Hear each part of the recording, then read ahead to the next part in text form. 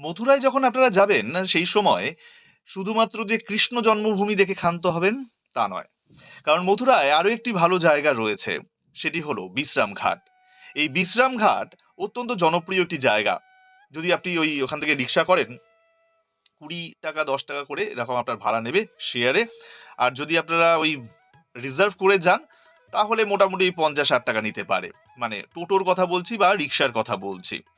এবার এই বিশ্রামঘাটে কি রয়েছে? বিশ্রামঘাট যেটি হচ্ছে একেবারে যমুনা নদীর পাড়কে বলা হয়।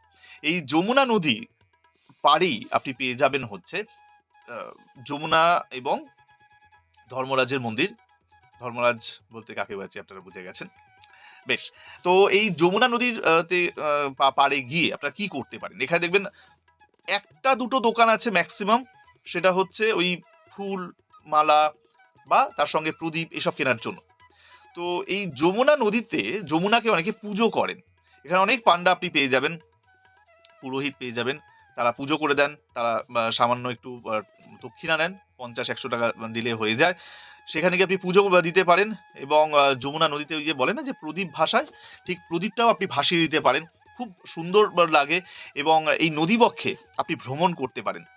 মাথাপিছু আপনার ওই ১৫০ থেকে ২০০ টাকা নেবে এবং বিকেলের দিকটা অপূর্ব, জাস্ট অপূর্ব। এই সময় পায়রা বা বিভিন্ন পাখিরা উড়ে বেড়ায়, সেই সময়টাকে আপনারা এনজয় করতে পারেন, আপনারা ক্যাপচার করতে পারেন মোমেন্টস গুলোকে এবং যে নৌকাগুলো রয়েছে না সেগুলো বেশ ডেকোরেট করা। সুতরাং আমি নিশ্চিত যে যদি আপনি আপনার প্রিয়জনদের সঙ্গে যান বা আত্মীয়দের সঙ্গে যান, পরিবারের সঙ্গে যান, আপনাদের খুব ভালো লাগবে এই জায়গাটি, বিশ্রামঘাট যে জায়গাটি রয়েছে।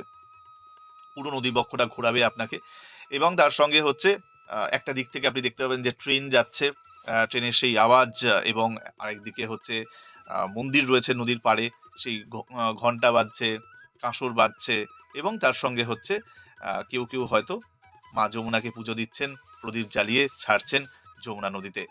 এই যে মোমেন্টস গুলো সেটা আপনি মিস করতে পারবেন না। এর পাশেই রয়েছে দ্বারকাধীশ মন্দির, যেটিও একজন ব্যবসায়ী বানিয়েছেন এবং এই মন্দিরটি বিকেলের দিকে মানে সকাল থেকে মোটামুটি ৮টার পরে খোলে ১২টা পর্যন্ত এবং তারপরে আবার বিকেল ওই ৫:৩০-৬টা থেকে খোলে রাত ৮:৩০-৯টা পর্যন্ত এর টাইমিং। সেটা আপনারা দেখে নিতে পারেন পাশাপাশি মানে ১০০ মিটারের মধ্যেই। সুতরাং মথুরায় গেলে শুধুমাত্র কৃষ্ণ জন্মস্থান বা কৃষ্ণ জন্মভূমি দেখে ফিরে আসবেন না। ঘুরে নিতে পারেন এই জায়গাগুলিও।